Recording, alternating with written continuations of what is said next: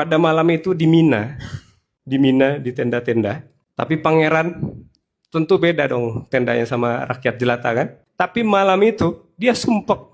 Akhirnya keluar tuh si pangeran, anaknya raja. Terus dia melihat ada bukit batu yang gelap. Nggak tahu dia juga kenapa. Apa yang mendorong dia pengen naik ke atas bukit itu malam-malam. Dia cuma bawa handphone, nggak bawa apa-apa. Sampai di atas, kaget dia. Ngeliatin ada satu kakek-kakek tua. Manusia, bukan setan, bukan jin, bukan malaikat. Tahu nggak kakek-kakek itu bilang apa?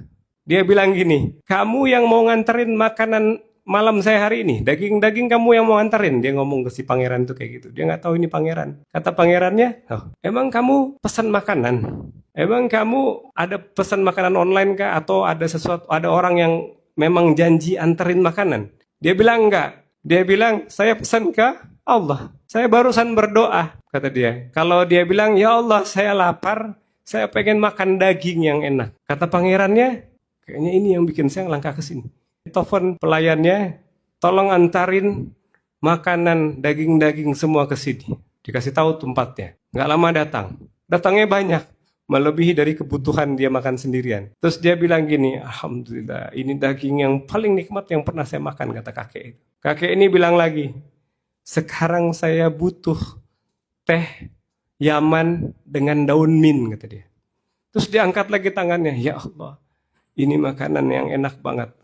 Tapi saya lagi pengen minum teh pakai daun mint, kata dia. Pangerannya lihat kiri kanan. Kalian bawa daun mint sama teh, katanya ke pegawai-pegawai tadi. Enggak, cuman makanan aja, nggak bawa minum. Terus habis itu penasaran pangeran nih, siapa nanti yang akan datang nganterin gitu kan. Ternyata nggak ada yang nganterin, mereka turun ke bawah. Bawa makanannya, kakeknya itu juga pengen turun. Pas nyampe di bawah, datang tuh kafilah dari Yaman, orang mau haji. Terus kemudian ditawarkan makanan yang tadi. Daging-daging tadi banyak kan, ditawarin, ini ada makanan tadi saya bawa kebanyakan, cuman buat si kakek ini. Kalian mau makan, silakan makan, kata dia. Nah, orang-orang ini yang tadi dikasih makan, bilang, wah Masya Allah, kita pas banget lagi butuh makan, lapar. Tapi saya cuman punya teh ini, kata dia. Teh ini coba diminum. Dia kasih 2 gelas, satu buat pangerannya, satu buat si kakek itu. Pas dituangin, si kakeknya bilang, daun mintnya mana? Kata dia, oh iya sebentar, ada daun mint. Jadi diambillah daun mintnya di tasnya. Ambil di beberapa daun, dipotong, dimasukin ke 2 gelas yang tadi si pangerannya sama si kakek tua. Lagi anget-anget minum. Dia minum daun mintnya.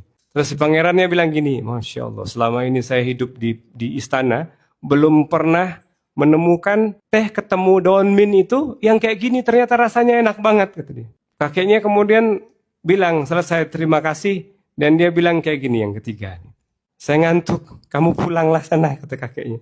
Saya mau tidur, kata kakeknya. Dia duduk di batu-batuan. Terus dia doa lagi. Ya Allah, saya nggak bisa tidur nih di atas batu. Saya mau tidur di kasur yang ada bantalnya. Pangerannya lihat lagi kiri kanan. Siapa nih nanti yang akan anterin kasur dan bantalnya buat si kakek ini? Nggak lama, datang tuh mobil dari pemerintahan Saudi, kerajaan-kerajaan, ngegelar tuh kasur-kasur, ada belasan kasur. Untuk yang kafilah-kafilah Yaman tadi yang baru datang. Di luaran kayak gitu.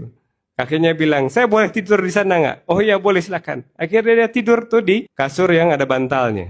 Tidur semua. Dan belum selesai. Dan luar biasanya lagi, diangkat lagi tangannya si kakek ini. Pangeran ini mau pulang nggak jadi-jadi deh. Dia lihat nih kakeknya. Doa apa lagi dia? Kakeknya angkat lagi tangan dan dia berdoa.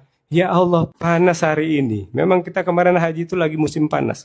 Ya Allah, kirimkan angin dingin, katanya. Dan nggak lama kemudian, saksinya siapa? Semua orang yang ada di sana dan pangeran ini. Kemudian datang tuh angin dingin. Jadi dingin kayak AC pada malam hari itu di titik itu. Akhirnya tidur dia. Pangeran ini ngapain coba kira-kira? Dia buru-buru lari balik ke tendanya. Dia teleponin semua ulama-ulama di Saudi. Dia tanya, ini ada siapa sini? Ini manusia atau bukan? Ulama yang dengar cerita itu buru-buru juga pengen tahu siapa ini orang. Datanglah 2 ulama besarnya Saudi kemarin. Bertiga sama pangeran itu buru-buru balik lagi ke tenda tempat si kakek itu tidur. Ketemu nggak kakeknya? Ketemu lah, kan manusia. Bukan cerita dongeng ini, bukan malaikat. Ketemu dia sama bapak kakek tadi. Terus kakeknya bangun. Udah mendekati subuh. Dia mau sholat malam. Dia bilang, saya mau wudhu. Pangerannya nanya, saya mau tahu kamu ini sebenarnya siapa? Kata pangerannya. Saya dari tadi penasaran kamu itu siapa. Kata dia, saya hamba Allah, kata dia. Hamba Allah biasa sama seperti kalian semua. Pangerannya dibilang sama seperti kalian semua, nggak ridho dia. Dia keluarin kartu nama. Dia bilang, saya pangeran. Ini dua ulama besar, emang kamu nggak tahu? Katanya orang ini, saya tahu. Kalian adalah hamba Allah, sama seperti saya, nggak ada bedanya. Kata pangerannya, kalau nanti, nih kartu nama saya pegang, kalau nanti kamu butuh apa aja, karena kamu orang soleh kata dia, kamu butuh apa aja, tanya ke saya, minta ke saya. Sama dia dikembaliin lagi tuh kartu nama. Kata dia, saya nggak butuh kartu nama kamu, saya nggak punya handphone juga. Kalau saya butuh apa-apa, saya tinggal minta ke Tuhan kamu. Tuhan kamu dan Tuhan saya. Jadi saya nggak punya urusan sama manusia di dunia ini. Urusan saya cuma sama Allah, kata dia. Selesai dikembaliin kartu namanya. Masih belum selesai ceritanya. Pangerannya penasaran, dia tanya lagi. Jadi kamu siapa? Dia bilang hamba Allah. Ya udahlah, kalau kamu nggak mau ngaku, doain aja saya. Dari tadi kamu doanya makbul. Kata dia, akhirnya didoain pangerannya.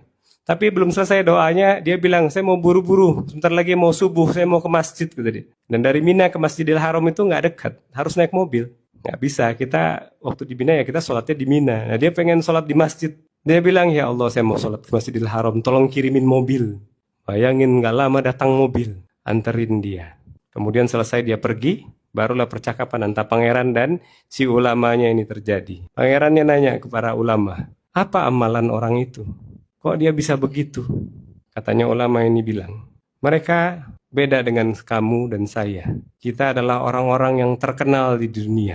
Tapi dia, orang yang gak dikenal di dunia, tapi dikenal di langit. Pelajaran yang bisa diambil dari sana adalah, kita nggak perlu cari muka ke orang-orang. Kita nggak perlu CM-CM, kita nggak perlu khawatirkan orang tuh mau ngomong apa tentang kita. Kita nggak usah khawatir digibah, difitnah, dicaci, dimaki, atau mau cari muka, mau sogok sana-sini, mau cari pejabat-pejabat biar dukung kita, nggak perlu. Kenapa? Karena ada contohnya nih. Urusan kita sama Allah aja udah. Cari muka aja ke Allah, selesai urusan kita semua. Bahkan untuk sesuatu yang mustahil.